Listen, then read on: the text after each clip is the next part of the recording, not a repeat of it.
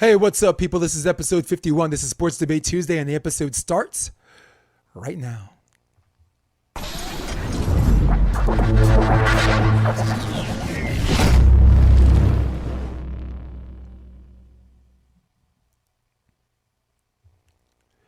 Hey, yo, the sun don't shine forever, but as long as it's here, then we might as well shine together. Better now than never. Business before pleasure. P. Diddy in the fam, who you know do it better. Big up, Puff Daddy. Love that song. Banks Victory. This is Jason DeBellis along with Rob. Keep it. McLean. This is episode 51 of Sports Debate Tuesday. Rob, got a lot to talk about today, man. Max Holloway put on a schooling over the weekend.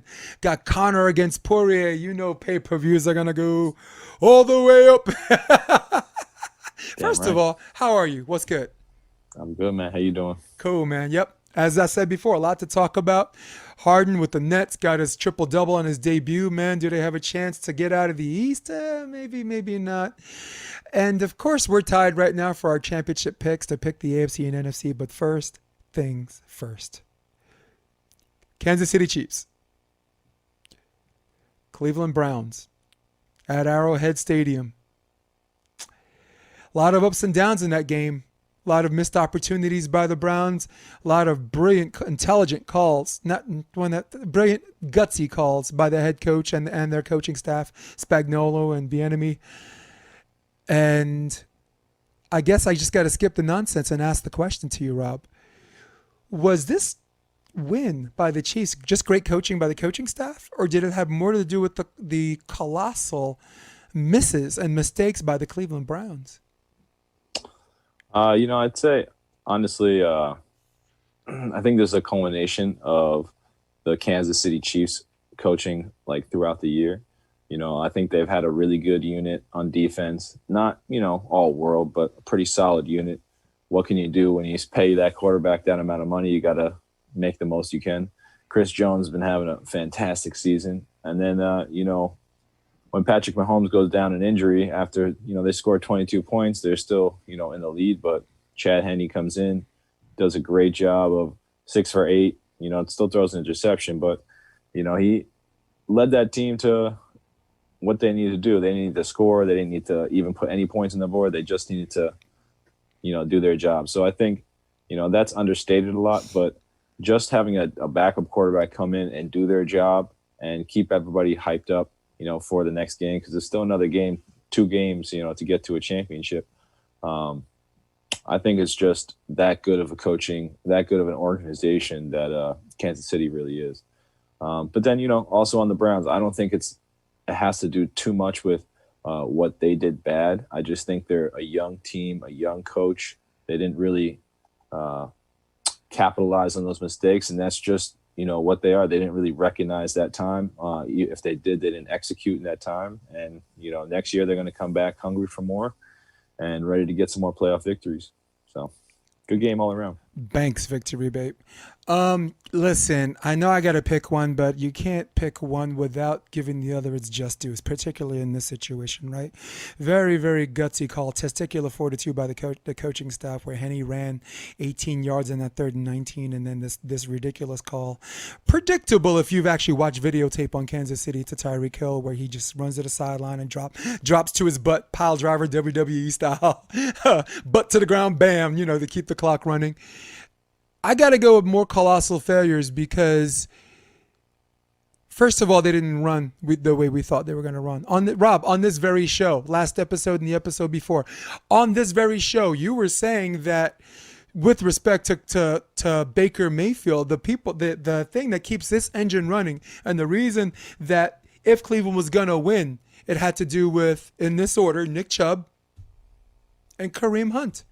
The two-headed back, man, of this running game that grounds and pounds when they're ahead, allows Baker to have a field day with play action, which we didn't see a lot of. I don't think we saw. I can't even remember one play where I saw play action. Maybe there were. If guys, message me if there's one where be like, okay, there's the one. Okay, out of all those plays. Probably when he was getting sacked, yes, something like that. 19 total touches by both running backs. And boy, did they maximize it, right? I mean, come on. This dude, they were averaging 5.3 yards a carry apiece, all right? I believe who was it? I believe Nick Chubb had 69 yards off of 13 carries, and the other one was 6 for 32. That is 5.3 yards apiece. 5.3 yards apiece on what average per rush. So they were productive, and I thought they should have used them more. So that was one mistake. Two, blitzes on Baker Mayfield. Sometimes he has to check down, man. You got to have a third down play that doesn't force you to check down on third and long when you need that. You have to take some chances. All right. Three, some of these players have to catch balls that are thrown straight to them. Right. Baker Mayfield did try to wait to use Nick Chubb. He threw to Nick Chubb, and Chubb dropped the ball, I believe, twice. So there's another mistake. Not to mention one of the bigger mistakes at the end of that first half, down 16-3, having a chance to tie the game. You throw the ball to the 1 yard line, the guy extends a little bit, gets it fumbled, and then what's supposed to be a touchdown is fumbled in the end zone and results in a touchback, which I think is the stupidest rule. Imagine you're on a team where you're like, okay, I fumbled, we just started the 1 or the 10. It's like, nope, the other team got it and they're at the 25. It's like, this sucks. You mentioned something, and you're probably going to mention later on in the show about the helmet to helmet, which was the other. We had some big elephants in the room, but that was the elephant in the room that nobody talked about. So the biggest elephant in the room, not so much, because it was a story of the game later on, is when Mahomes went down with a concussion. I mean, Rob, I know it was a brilliant call on fourth down. I know Andy Reid knows how to play defenses, and those blitz packages that Spagnuolo called that were just they were reminiscent of the New York Giants when they beat the Patriots twice. But they had more chances. They had more second and third opportunities than a teenage Robert Downey Jr. in court. Okay? The judge is like, all right, son, you got busted for cocaine, but you get a strike. This is your second strike. This is your third strike. All right, well, last time wasn't your third, but this time's your third strike. How many opportunities is one professional sports team going to have to win this game? So I lean more towards colossal mistakes, because if a team's already favored to beat you and they're already heavy favored, and only you believe that you can win this game, and if you believe you can win this game, the next question is how.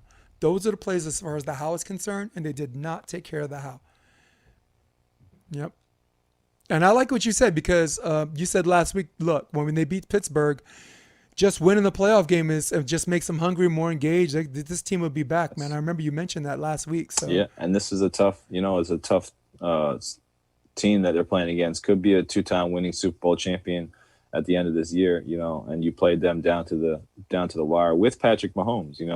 Not a lot of scoring happened, or no scoring happened even after he went down. So I think it's pretty reminiscent that if they have their chances and they play well and they execute all year next year, they could come back and beat the Chiefs even with Patrick Mahomes.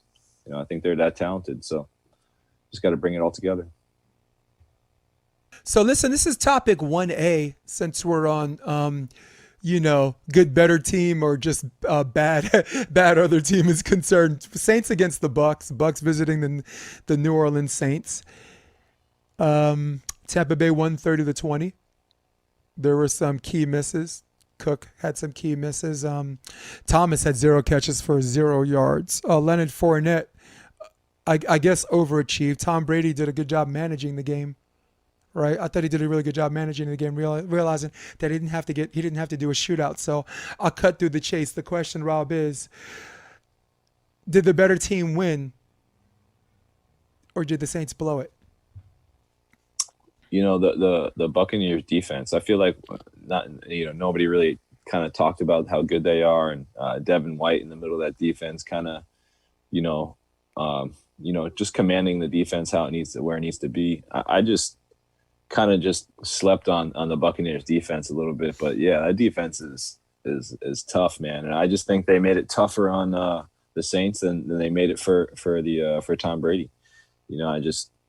I think they both played very similar, tough defensive games, and two legendary quarterbacks did their very best to score as many points as they can, and I just think Breeze is past his time, man. Not many people can play till this age and still play well. And I mean, Tom Brady's playing as well as he can.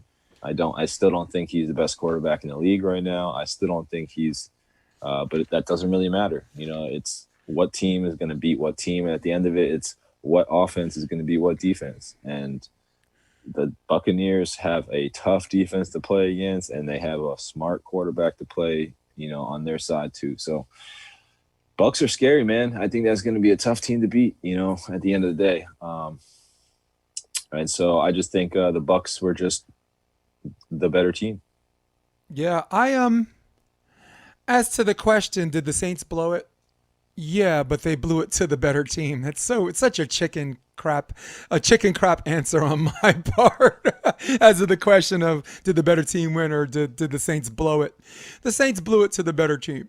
I mean, the Saints beat them twice in the regular season, but there was something to say about a team that's never played together not having a preseason. There's something to be said about Right. Antonio Brown not hitting his stride and then strengthening the receiver core. And there's something to be said about Tom's ability to play for people for him to galvanize people around him and make them better versions of themselves as the season goes on.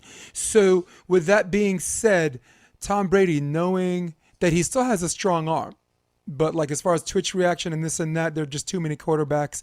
He's not in the goat. He's in the goat conversation as far as greatest of all time, but as far as like current league MVP and this and that, those are two different categories. Just like MMA, right? Like Khabib right now is listed as the pound for pound best, and people take exception to that because they confuse pound for pound best with greatest of all time.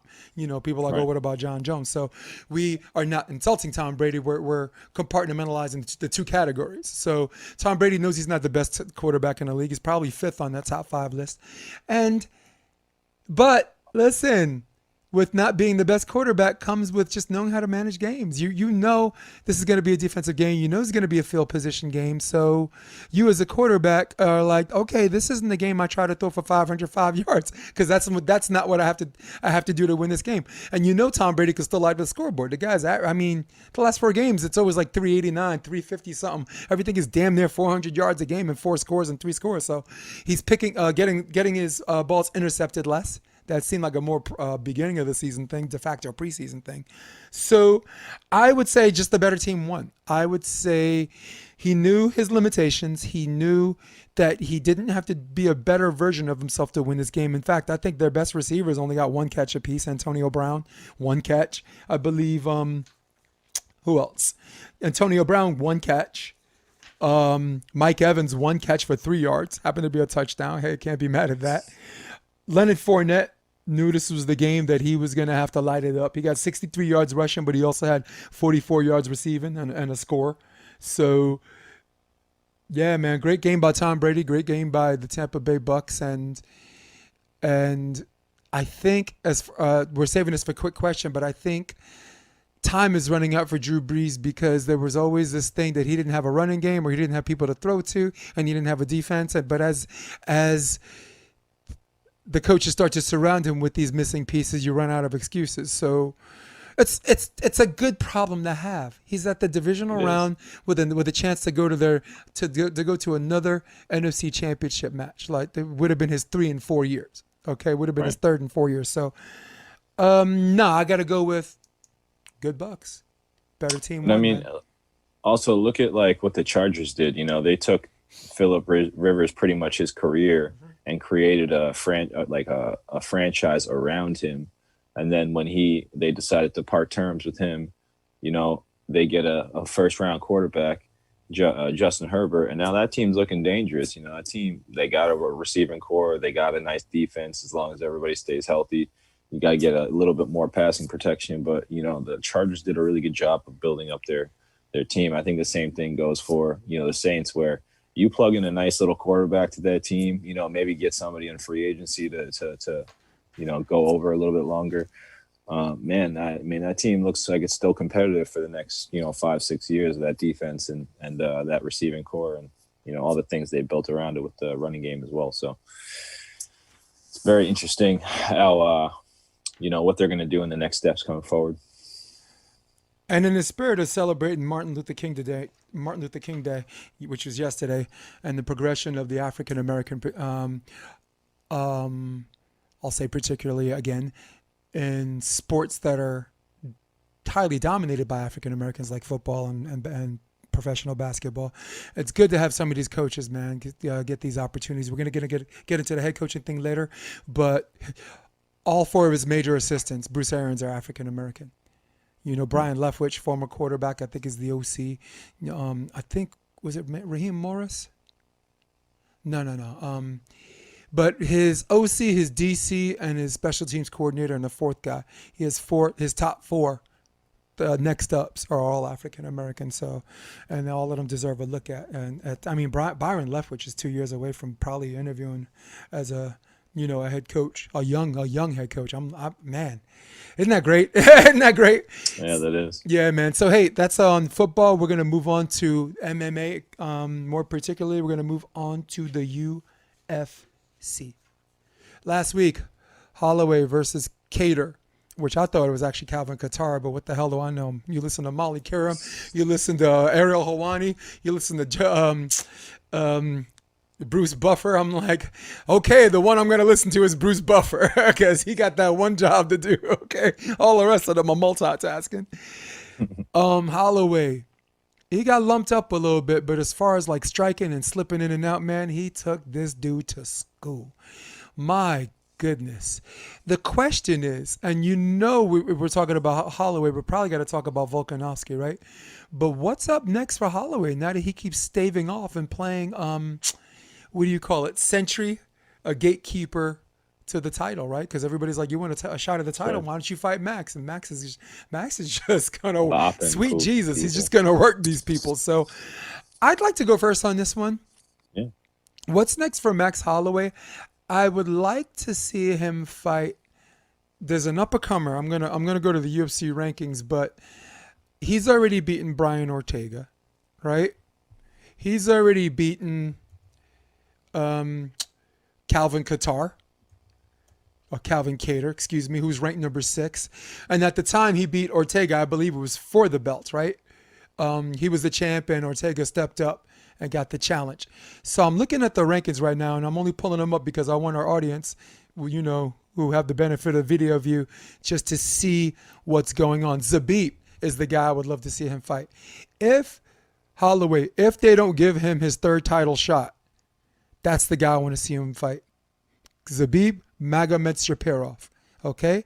Forget about Yair Rodriguez. Forget about Chen Sung-jung. Forget about Josh Emmett. Forget about Jeremy Stevens. Basically, all of these guys are capable fighters in an increasingly good division. But at the same time, there's, like we said, it's a 2 or 3 horse race at the very, very top. And you said 2 horse. So what's up next for Max? The trilogy? Or let him fight Zabit, which I think, just for a fan's perspective, would be really, really great. And it's a dangerous fight because whoever wins, is going to lose years off their life. But yeah, I agree. I like Zabit because I don't know. What the hell's Volkanovski doing right now? Who's he going to fight if he doesn't fight Max up per time? I want that fight. I want Zabit versus Volkanovski. That's what you want? That's cool. What I want. So all right. So now you got Zabit versus Volkanovski. What's up next for Max? I mean, I would love to see a Yair Rodriguez or a Korean Zombie. I think that would be really exciting. I don't really like the Brian Ortega matchup again for Max Holloway. I think that's second. I think Zabit is probably second in my eyes, and Ortega is probably that guy that kind of is the gateway to the top 3. But yeah, I would really like to see Korean Zombie or a Yair Rodriguez, just because Rodriguez is really long. He's very active, and he kind of matches that type of pace and style of Max Holloway, and he throws some really interesting and different stuff. And Man, you could totally clip so Max good, and get isn't him. he? But I think at this weight class, it's the only thing that's gonna stop Max. Is something that's just crazy and just so overwhelming. So I would love to see a Korean Zombie or a Rodriguez fight for sure. Yeah, man, it's a really good fight, man. Pretty star-studded main card, right? Buckley fought in the he got KO'd. Yes, he got KO'd by the Cuisine, by the Italian.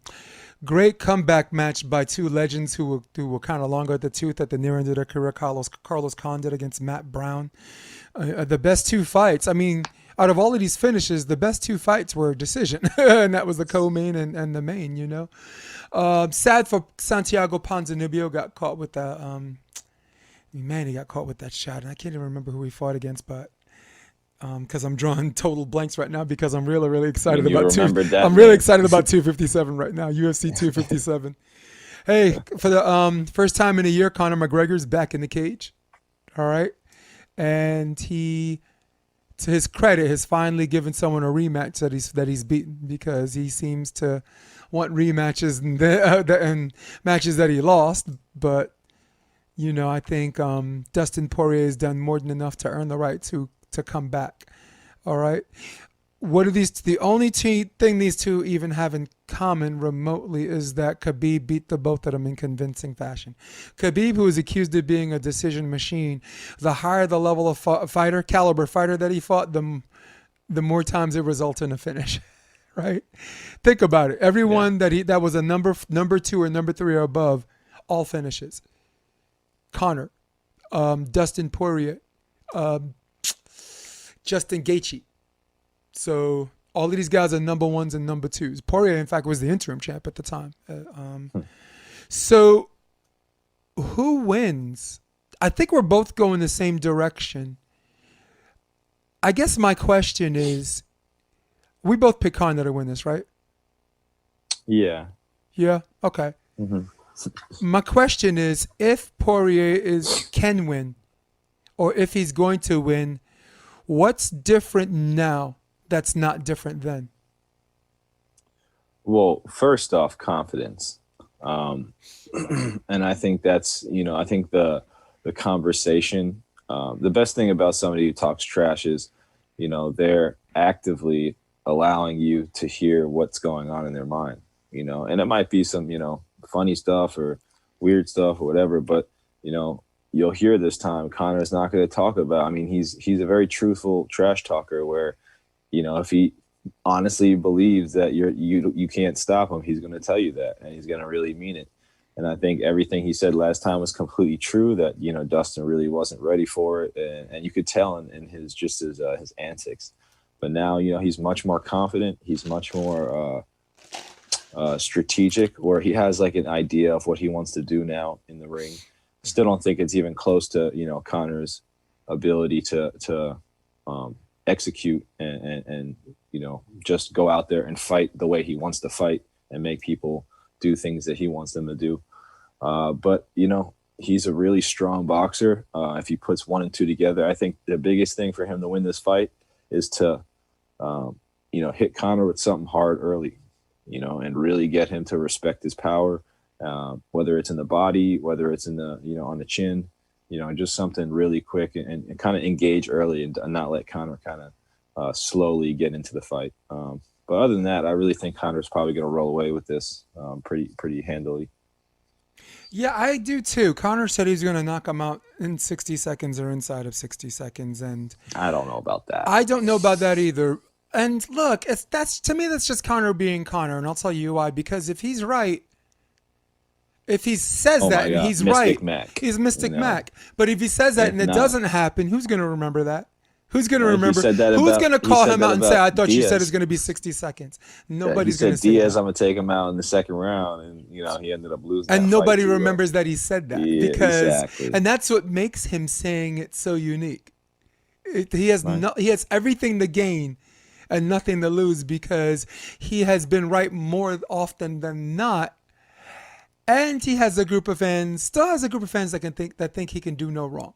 Okay, I was anti-Conor, but I got on board because the guy goes down on his shield. You know what I'm saying? And at the end of the day, rising tides lift all ships. Like, his popularity made people notice Khabib. His popularity given Diaz that shot. If you remember Diaz was doing 20 and 20.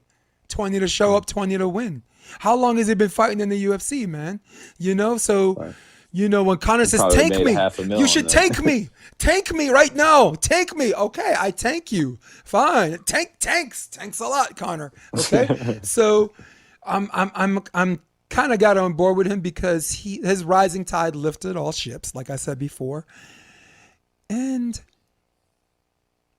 at some point when you talk all this nonsense, you got to back it up, and more often than not, he has backed it up. So, and good for, and yeah, I picked Conor to win this. So as of the question of if Dustin's gonna win, how can he win, or what's gonna be different from the match besides what you said, confidence, and I guess just beating people that are bigger than Conor.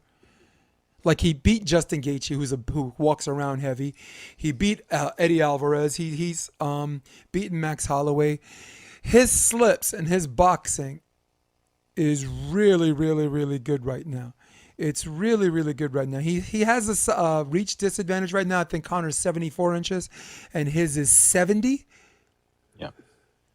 But so is Khabib's. And Khabib dropped Conor, and Khabib's not even known for his power. You know? Conor, I mean, I don't think he will beat Conor by KO. I do think if he slips in and out, and if he's able to eat some of those shots, because eventually Conor's going to catch him. If he's not going to be surprised by his power. That's the other thing, right? I mean, Right. So that's the other advantage he's going to have. If he wins, it'll be 5-round decision, and I think he wins the last 3 rounds. If he wins by stoppage, I think guillotine choke. Guillotine choke, early first round or late third round. That's what I think. Guillotine choke. I think he catches Conor, and I think Conor panics and taps. Yeah, I mean that's the crazy only thing. the only 2 ways I see him winning. I don't see he ain't gonna KO Conor. Nobody does. As long as it's a 5-round fight, make Conor go to 5 rounds. I mean, that's how many people have made Conor to go to 5 rounds. He's 1-1, after 4 rounds. Pretty True much. that. Yeah, Nate right. Diaz. Mm-hmm. Like who else has really made him go that far? So, or 1-2, I guess, against Khabib. Yep. Khabib and Diaz are the only 2 people really to take him any past the 3rd round, 4th round. So, I think make him go into deep water because in the fight game he's still pretty young in those championship rounds. So, it's another great way. I think there's a lot of ways Conor can lose, outside of the whole skill game because, man, his skills are just exceptional, And that's the funny thing, the difference between, a Sean O'Malley whose skills are exceptional, but, physically maybe not be able to handle it. Conor can handle it. It's really just about his cardio. And unfortunately, that's a real part of the game. So, skills don't win everything. And he ran into Cheeto Vera. Sometime, I mean, Conor, the only dog Conor ran into at 145 was Max, and Conor tore his ACL and Max tore his MCL. So that was a match that wound up on the ground for like 2 to 3 of the rounds. I mean, Nate's a dog. No, 145. A dog. No, 145. Yeah, but I'm just saying, like, Conor's not built to fight against, like even a Sean O'Malley. Like, I think that was a terrible matchup because, Cheeto's a dog, man. But his bone mass is made for a larger weight class. Mm-hmm. So to stick him against a guy who O'Malley could probably drop down to, flyweight, honestly, because he has that body type. I think that's just a horrible matchup. Those are the guys shut him up kind of game. But those are the good matches I like to see because the old thing in boxing, as Mike Tyson said, everyone has a game plan until you get hit, right? But I say it the other way. Everyone has a game plan until you hit someone that normally crumbles under your shot that's still there and says, what else? What else you got? And Vera's that dog, man. Max is that dog. And you mentioned Nate Diaz. Nate Diaz is definitely that dog. Nate Diaz is that guy. Definitely. So, Nick Diaz is that guy. Jorge Masvidal is that guy. So those are the guys that are like, okay, you hit me, and I'm still here. So, plan B. What's plan B? I don't know. I'm just making this up as we go along. What are you going to say? Sorry. No, nothing. Let's go through 2 more matches. We're not going to go through the whole card, but there's a co-main event that wasn't on our agenda, but I thought I'd just throw it in for fun. We got Dan Hooker against Michael Chandler. Give me a quick pick. I want Dan Hooker. Yeah, I'm gonna go with Dan Hooker because I love them elbows, man. I'm going Michael Chandler by knockout. He's a wrestler that Man, he slips in and out with that body shot and then comes over with that overhead right, and he knocks people dead with one shot. Hooker can take a shot, but I mean, I'd be very, very surprised if he's. I picked Chandler by finish. I'd be very, very surprised if Chandler survives the first round.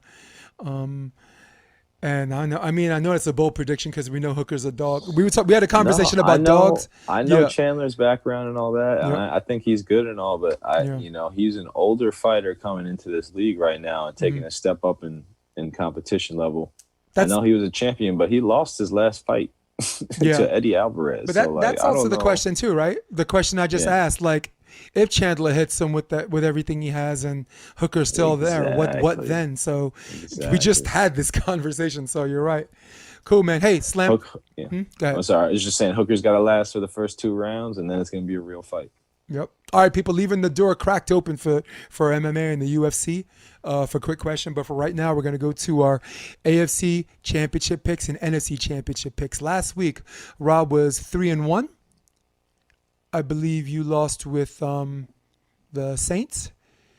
I'm Hmm. 4-0. So both right now our records are both 8-2. We are tied head to head going into this conference championship series for the NFL. Rob, let's go first. You're going to go first on this. Let's go the NFC Championship game. Green Bay is hosting Aaron Rodgers. No, excuse me. Green Bay I is was like, what? hosting Tom Brady and the Tampa Bay Bucks. Tampa Bay's coming to town. Who you got? I mean, the weather is cold in Green Bay, man. And just Tampa people aren't built for that. So I'm gonna go with Green Bay on this one. But I love what Green Bay is doing on the ground.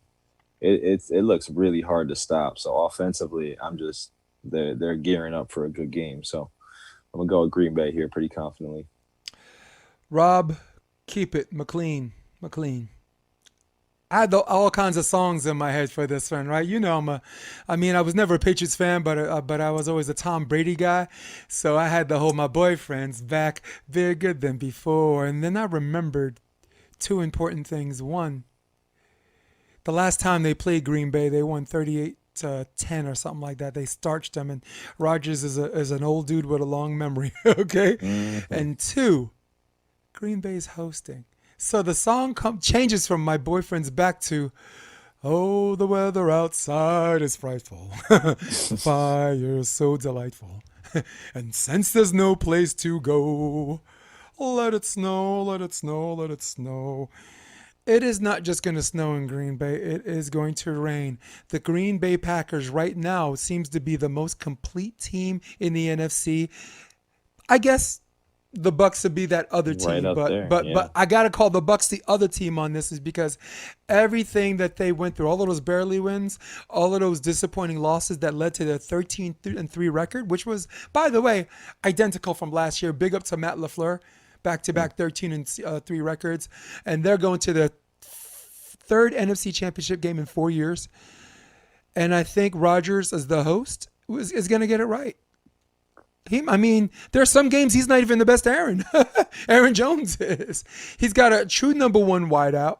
He's got bend but don't break defense. And when they're not bending and not breaking, they are creating turnovers. They're keeping not only that, Rodgers and his head coach, who I thought wasn't going to work because of, they're drafting Love first Yeah, round, Jordan has Love. worked out like a charm. They just like Brady. Rodgers knows he ain't got to light up the scoreboard. He has these game management realizations. It's like, hey, I'm good.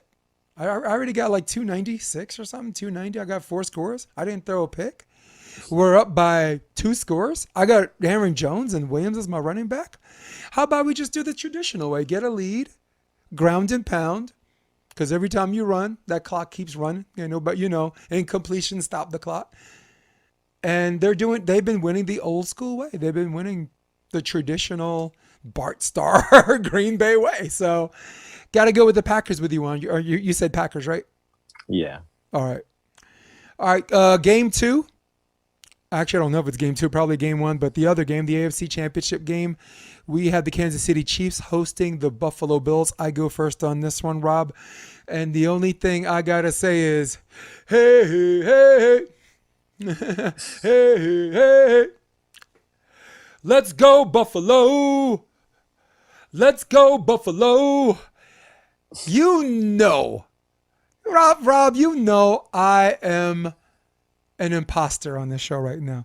You know I am not being completely candid and self-honest when I come to this pick. You know, Rob McLean, that I am not being 100% objective on this. You know, Rob, that I bring new meaning to the term prisoner of the moment, but you got one team you're going to be right 15 out of 17 times. They're 15-2, right? I got one team, I was right 15 out of 18 times out of the year. I picked them every single time, and I was right 15 out of the 18 times. And like I said, if you think Buffalo was scared to play Kansas City and were hoping for the Browns to win, you have another thing coming. To quote Raekwon from the Wu-Tang Clan, they got guns, we got guns too. What up, son Duke? Want to battle for cash to see whose son's who? They got a running game. They got a receiving core. They stretch the field. So do we. They got a defense that bends but don't break. So do we. And in a game where if Kansas City wins, I got nothing to win or lose. Kansas City's supposed to win in the eyes of many of the experts. I'm going with the Bills.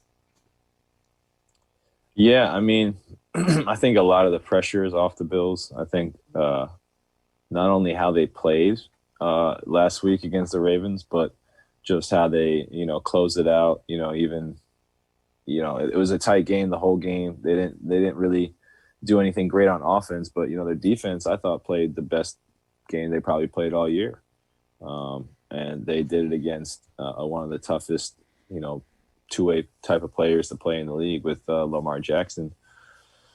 Yeah, I mean, I definitely love what I saw more than Kansas City, where they played a tough game against the Browns, started faltering a little bit, and then, Patrick Mahomes got hurt. And that's my biggest thing for this whole season has been where, I think Patrick Mahomes is still just a little bit young, and he's just not able to quite lead the team, anything past on the field. I think he's still a little how do I say? He's a little airheady. It's like too happy-go-lucky, not as intense and as focused as you can be. And that's kind of what that team kind of looks like. They have – it's like when they need to do something, they do it. But if they don't need to do it, if it works, it works. If it doesn't, it doesn't. That's just the way I kind of feel when I see the Kansas City Chiefs. So I'm definitely going with the Buffalo Bills from what I saw last week and from what I saw from the Bills last week and from what I saw from Kansas City. So, yeah, let's go Bills. Wait a second. I'm wearing blue. Rob McLean, did you just say you picked the Buffalo Bills to win this weekend? Yes, sir. Yes, sir. You just said the Buffalo Bills are going to win this weekend. I think so. You're my very best friend. You're my very best friend. This is going to leave us tied, but you know what? We got the Super Bowl to make up for that one. And then the Super Bowl, you know what? I'm going to let you pick first next time. I ain't trying to be anti-Rob today. I got mad love for Rob, even though I didn't even record the first 5 minutes of this segment. We probably got to go back. We ain't got to, we don't want to. Trust me, because we got enough material, but we got to recover the Browns. I'm saying this live because I don't care. And I also, my audience knows it's a Brechtian setup. It's naked. We set up in front of them, so we're not trying to give them an illusion or disguise, except when we go to my favorite section, which is coming up next. Rob McLean, for our audience at home and on a video, I bring you to shame or not to shame. Shame. Shame. Shame. Shame. Shame.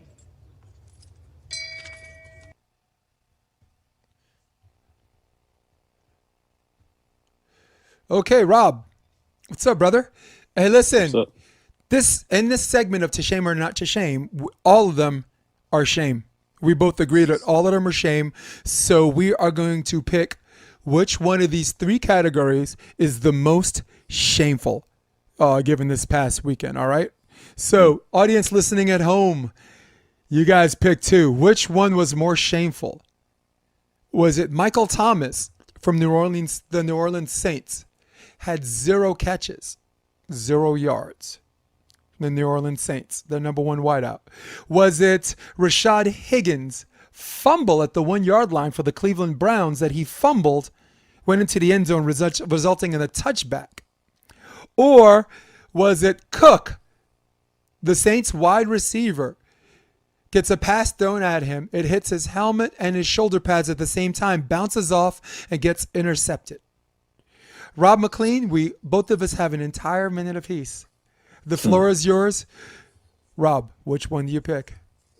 Yeah, for me, it's definitely Higgins at the goal line. But for me, it's not Higgins that is the shame is on. It's the referees or the league that, we do so much, work on the targeting call and, helmet to helmet contact.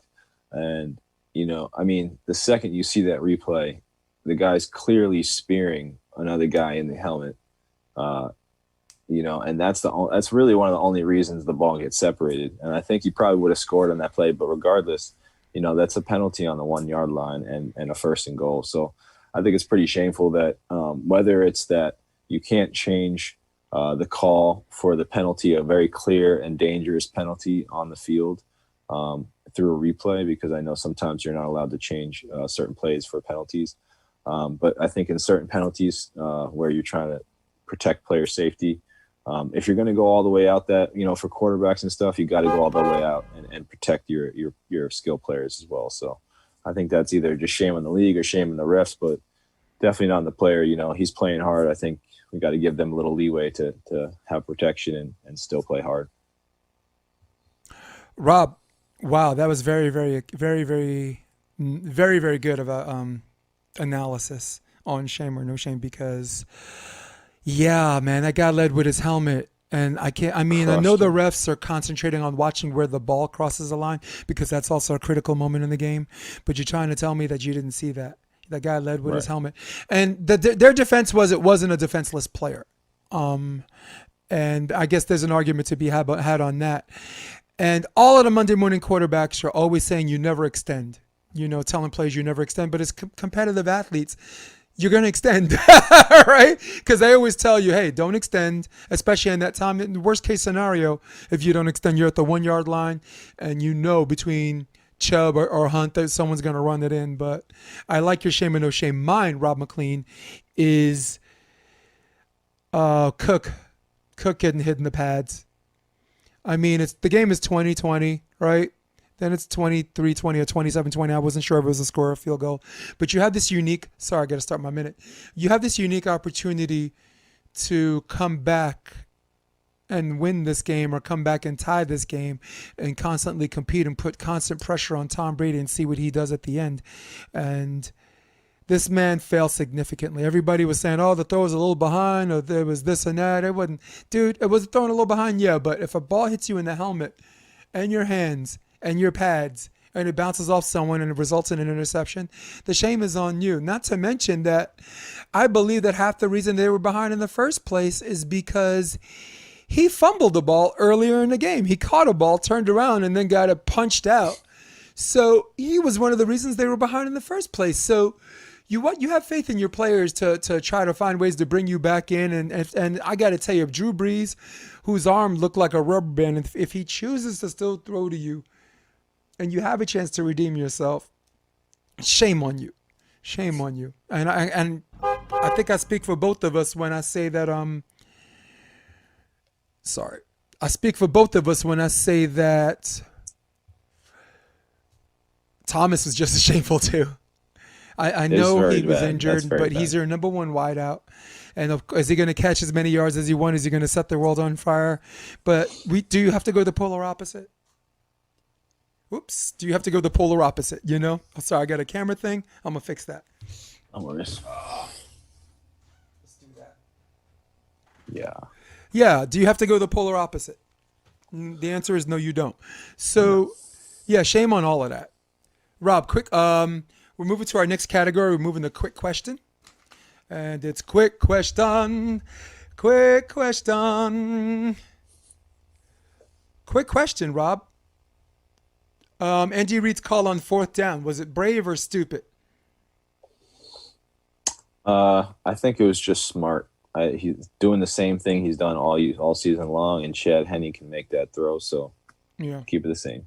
Everybody talks about how brave he is, but only because they converted on the fourth down. I think it was an incredibly stupid call. You're not up by a field goal. You're up by a touchdown of like 5 points. You punt. Normally you punt, but of course, uh, it's a brilliant thing because he did it. But those same people, we know what we heard on Monday morning, would be talking about how shameful it is if they failed on it and if the Cleveland won as a result of it. So at least with me, I'm staying consistent.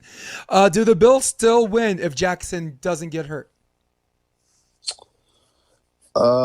Yes, but I think it's definitely a toss up, But they're down 17-3, so hard to say in a defensive game. Sorry.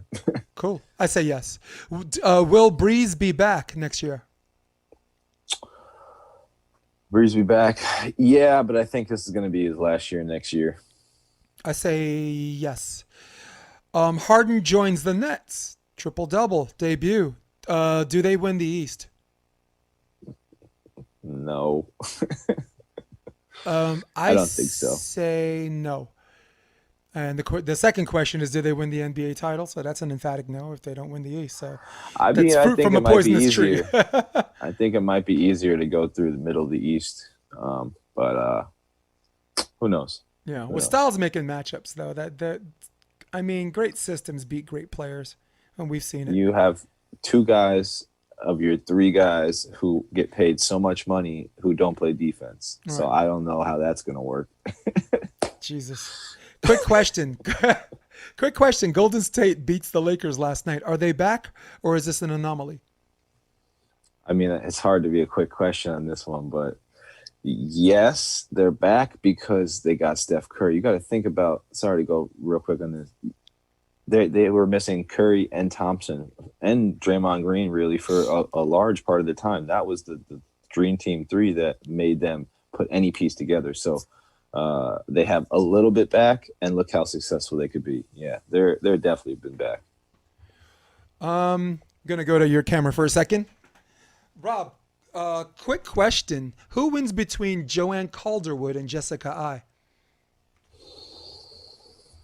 I believe Calderwood. I think she's got a little bit more tools, and Jessica Ai. I'm not a big fan of her. I think she's a little stiff, and her skill set is a little too small to maybe progress further than she is. But she's a tough fighter. You never know in the fight game. But I think Calderon. Yeah, I like. Sorry, buddy. Just trying to fix my You good? camera. That was bizarre. All right, I'm back. My camera ran out of record time. Administrative gaffe on my part. I go with Jessica Ai. I think Calderwood. Excuse me. I think Calderwood is a warrior. I think Calderwood is, she always gives you her best, and that's why she wins more than she loses, because half the time I think what she lacks in talent, she makes up in hard work, and you see her outwork people. But as you continue to climb up the chain of talent command, Jessica is too talented. Quick question, Rob. Is Bieniemy's success working against him right now as far as interviewing for a head coach?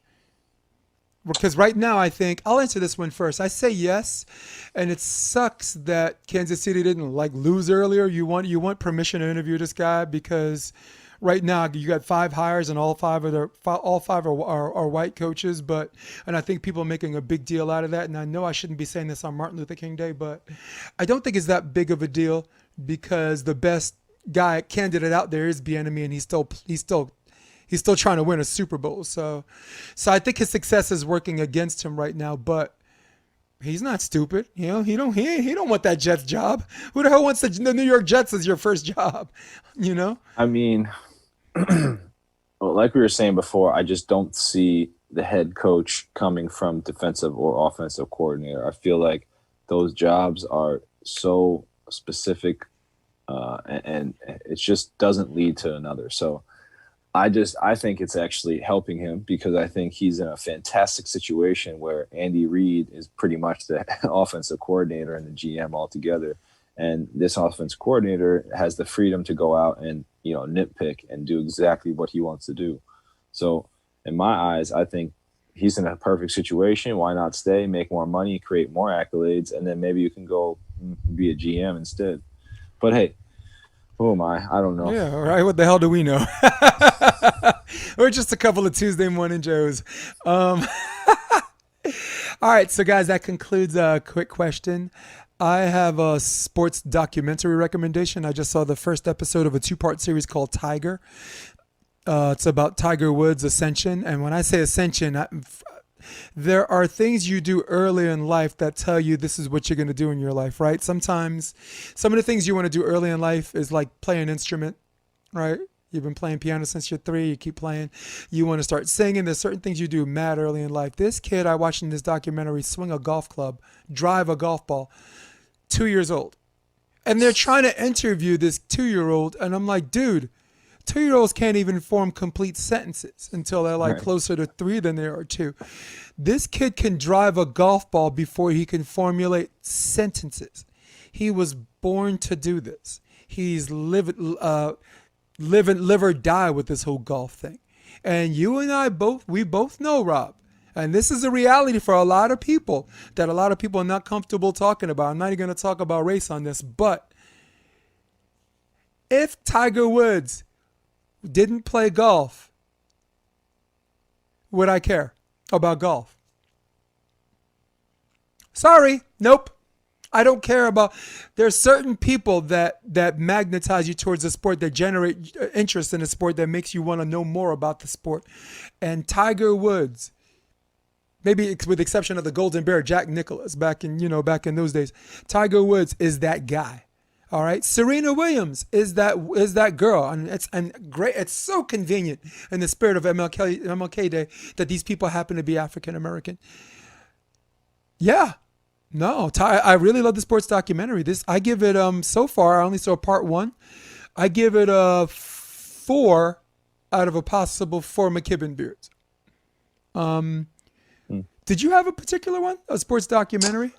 Yeah, I mean, it's a sport, but it's a little bit more of like a extreme sport. But it's called Free Solo, and it's been out for a while. But I saw it the other day, or I saw it on like a movie list the other day. So we're bringing up sport documentaries, so I figured I'd bring it up. But there's this guy, Alex Honnold. He does this rock face. He does rock climbing. And free soloing is when you go out by yourself and you do it without ropes and whatnot. So this guy saw that. Yeah, crazy, man. So it's a free solo. Go check it out if you haven't seen it. It's just one of the craziest documentaries. I've never been like heart racing. First time I've seen it, I've never been like heart racing watching a documentary the whole time. I mean, it seemed like it wasn't an hour and 40 minutes, but it went by in a heartbeat. But yeah, it's a great story about how this guy faces challenges he hasn't really faced yet while dealing with free soloing, because most of the time when you're free solo, you don't have cameras and stuff around. It's just you and nature, and you just kind of go and do it. So very, very interesting story, and pretty cool to watch this guy kind of develop into a human being again. My wife, that's what she does when she's not playing volleyball or whatever. She climbs. That's what she does. She likes the workout. She likes doing things that keep her in shape, and she's constantly into muscle manipulation, walking around with her 6-pack after doing 3 sit-ups. We all got together and decided we hate her. We hate her. So yeah, man, I saw it. Yeah. Guys, before we go, I'm going to speak inside of our wheelhouse a little bit. I'm going to talk about beach volleyball, and I'm going to call this Before We Go section Trickle Up, okay? We just got news from Volleyball Magazine, volleyballmag.com. Thank you, Travis Muritter, one of the best writers that breathed life into that magazine. His journalism is interesting. It's engaging, and big plug up to him. But that from here right now, that's where all the plugs stop. Bringing your attention to men's volleyball. We have new partner changes, okay? Fine. Patterson's playing with Buttinger. Tim Baumgren, he's got a new partner. Eric Baranek is playing with Troy Field, which, by the way, is a sponsor's wild dream. A volleyball sponsor's wild dream. And the problem I have with the men's beach volleyball scene is, I say, with respect to all of those guys, good partnerships, and Theo Brennan, who I love and respect, so I'm plugging people I love before I say what I got to say because they're not going to like it. Who cares? Who gives a crap? from the partnerships up top. You guys, for the last decade, have been waiting to see what these guys do, and then from there, all the other partners trickle down. This guy's here. This trickle down, and that is not how you take over the men's scene. That is not how you ascend and gain your own respect. Okay, like Nas said, What did Nas say in that rap? You want to be me. In that rap, you want to be me. That's the thing I hate the most. Can't even call you a man when I gotta call out your name to get you to get me some fans. Come on, yo, don't trickle down, boys. Trickle up. And I'm gonna name you by name, Evan Corey. You are a stud. You all winter you've been playing with different partners. You don't wait for that to happen. Trickle up, boy. Trickle up. Miles Partain, you made the draw since you were 15 years old, and you know it's not enough, so you're one of the guys I don't have to talk to. Trickle up. Everybody stop worrying about these partners and from the top and this and that. 2019 should have been the biggest testament of that when we saw Dylan Merrick and Dave Palm beat Case Beer and Shawk on center court in Hermosa Beach. 2019 should have been a great example when we watched Stafford Slick and Billy Allen lose to Andy Benesh and Adam Roberts. No more trickle down, boys. Trickle up. All right. Admiration and respect is is one thing, but cementing your own name sometimes is not by surrounding yourself with everybody else who has past success, who are not really ready to give up the goods because they got to make them money too. Okay. And I only bring this to men's volleyball, Rob, because the women, I don't even need to say that. I don't even need to say that. We got 15 and 17-year-olds making the quarterfinals. The Norris twins qualified every chance they got. Maple and Kraft or whatever, right? Those are the young girls. Chrissy Jones, savage and interesting person. I'm going to say it again. Got to have her on the podcast. Tina Gradina has aspirations to play in the AVP right now. She qualified for Latvia. So the women, that goes without saying. The women, they've already sent this silent message saying we're coming for you and your lunch money. All right. You want the sport to maintain interest? You have to but you have to break up the monotony of the same business as usual. Compete, get out there, set the world on fire, make a name for yourself. Baranek did. Dylan Merrick did. Dave Palm was always there. So for the volleyball men, trickle up. Up. Trickle up. That's all I got, Rob. Now you need to tell everybody what they want to hear from you every week because it makes them feel happy. Go ahead and say it. Stay safe, stay happy. See, guys, Rob loves you. Rob still loves you. But me, man, I can't stand you this week. All right, this is episode 51. For all of you at home, for all of you on your iPads, for all of you on your iPhones and Droids, for all of you on your desktop, who runs the world's old school, for Rob, keep it McLean. I'm Jason DeBeers, episode 51, Sports Debate Tuesday. We're out. Come check out the Option Podcast on OptionVB.com. It's also available on iTunes and Spotify and on YouTube under the NY Varsity Sports handle. You're going to love what you hear.